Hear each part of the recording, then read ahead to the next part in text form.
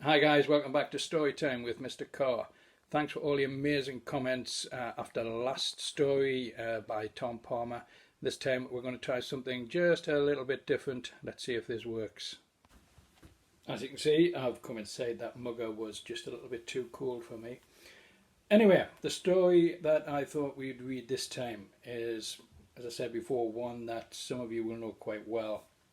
It's by Michael Morpurgo. I hope he doesn't mind me using this.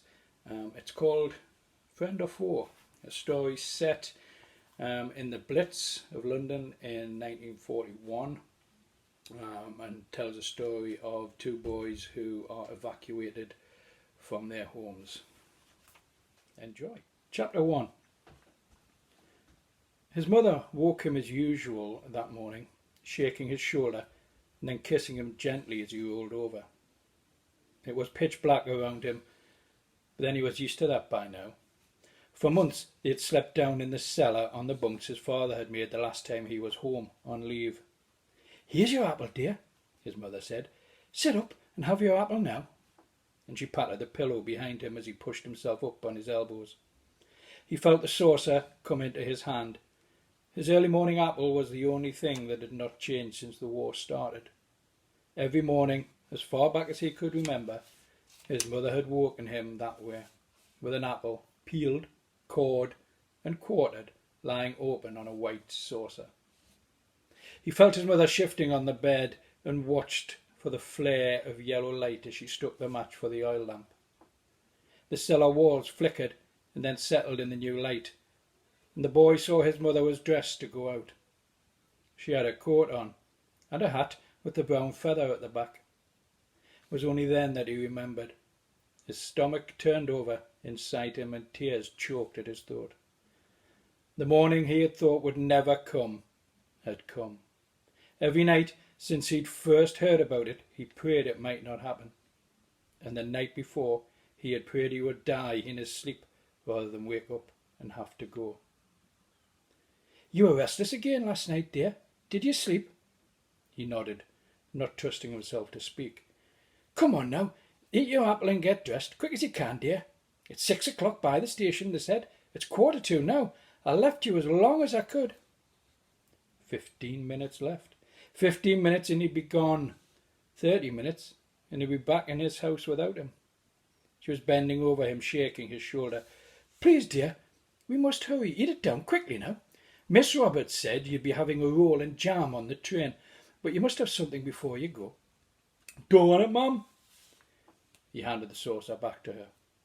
Only moments before he'd been savouring that first bite of his apple. They were always crisp, always juicy, like nothing else. But now he felt sick at the sight of it. "Oh, you must, David.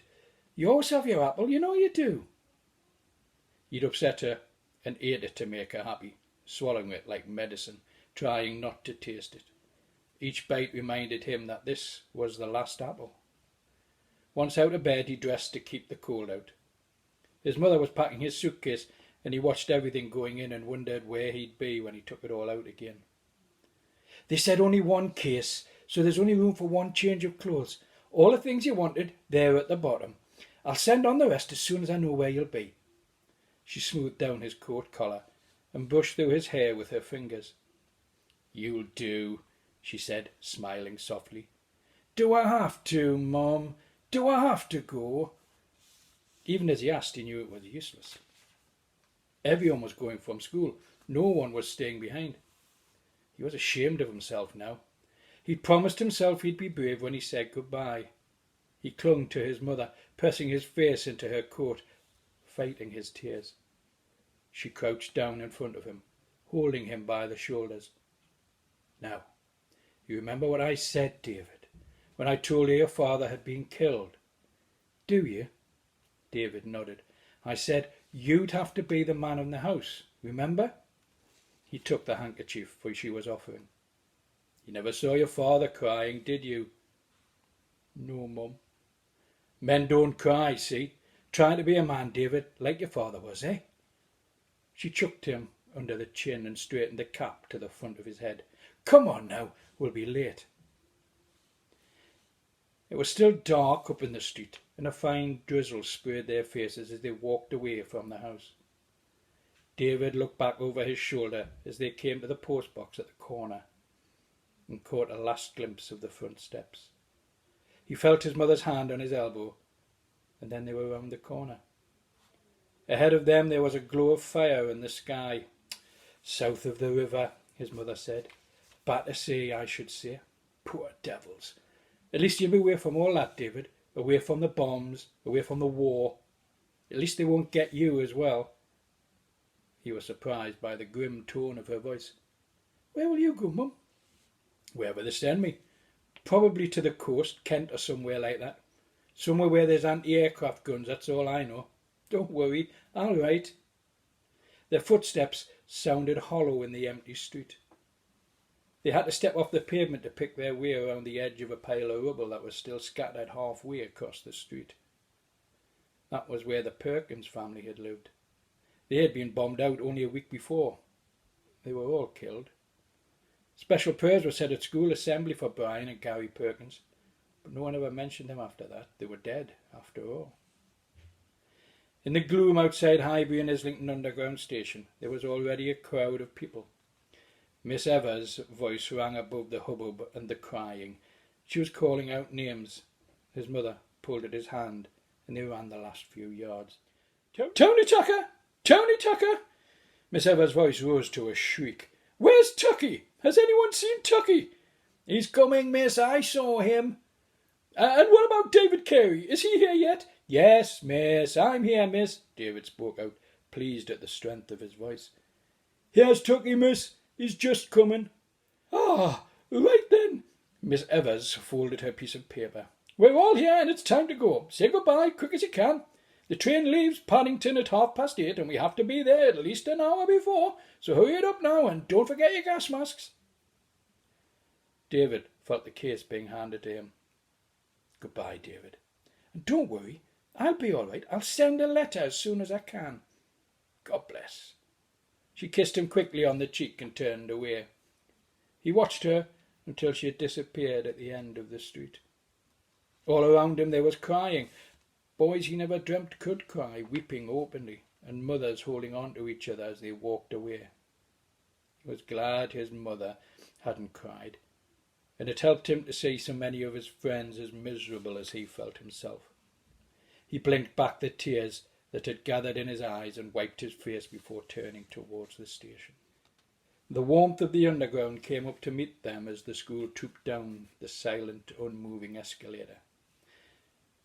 They followed Miss Evers along the tunnels, down the stairways and out onto the platform. Tucky came up alongside David and dropped his suitcase. Oh, Davy. Hello, Tucky. They were old friends, and there was nothing more to be said. They did not have long to wait. There was a distant rumble and then a rush of warm, oily wind that blew their eyes closed as it rushed into the platform.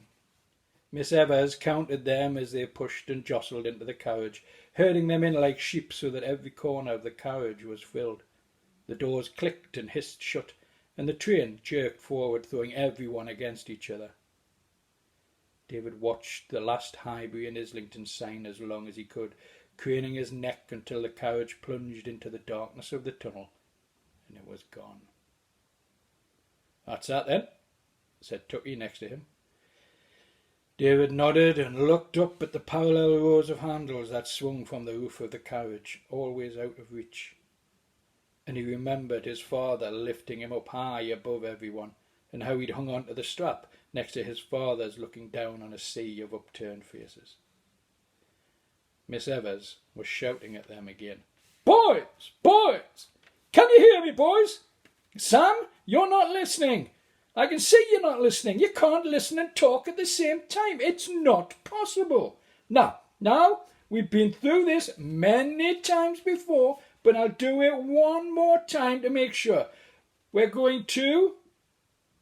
Where are we going to, Tucky? Devon, miss. What station do we have to go to get to Devon, Tucky? Don't know, miss. Paddington, Tucky. We're going to Paddington Station. Miss Hardy gave everyone a roll and jam with a mug of warm milk, and Miss Roberts sat heavily on her suitcase and smoked her way through a packet of cigarettes. It seemed as if the train would never leave, but it did, 3 hours late. The boys piled into the train, 14 to a carriage, and the train stood there, hissing gently. David and Tucky found themselves sitting in Miss Roberts' carriage. They knew it would mean cigarette smoke all the way to Devon. David and Tucky found themselves sitting in Miss Roberts' carriage. They knew it would mean cigarette smoke all the way to Devon, but that was better than Miss Hardy's fussing, and a lot better than Miss Evers' waspish tongue. Miss Roberts collected all their placards and put them in the luggage rack above their heads. "You won't need those for a bit. I think I know who you all are." Miss Roberts sat down next to Tucky, and the seat sank. "You'll need them again when we get to Devon, if we ever do." She took off her bird's nest hat with a flourish and shook out her red hair, then settled down to a packet of senior service cigarettes and a pile of orange paperbacks. She was a huge lady, and Tucky wondered if he would ever be able to stop himself from sliding down towards her into the crater she had made in the cushioned seat. Doors were banging all the way down the train, and a group of sailors ran past, waving and shouting. More banging, the shrill whistle, the pressure building up in short blasts of steam. And then the train heaved forward, the engine settling into a slow pulling rhythm as they watched the platform slip away. "We're off," said Tucky. "On our way, boys," said Miss Roberts. "Say goodbye to London and good luck. Not forever, you know. We'll be back." David stared out of the window and wondered what his mother was doing at that moment and how long it would be before he'd see her again. Okay, guys, come back for chapter 2. Hopefully tomorrow. We'll see what we can do. Stay safe. Speak to you soon. Bye-bye.